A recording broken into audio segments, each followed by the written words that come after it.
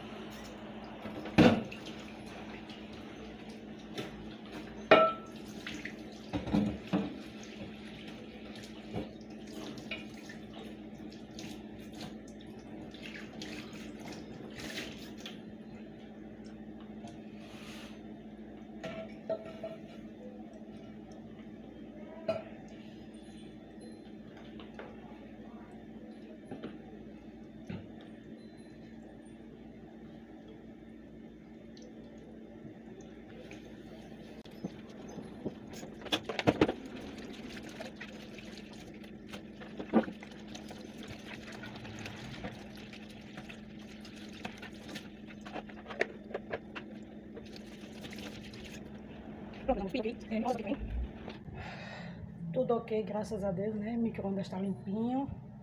A louça já lavei de novo, a pia já limpei. E agora eu vou esperar a amor acordar. Não sei se eu acordo ela ou se eu esperar ela acordar. Pra gente almoçar. O arroz tá terminando de secar. Se vocês gostaram do vídeo, deixem um like.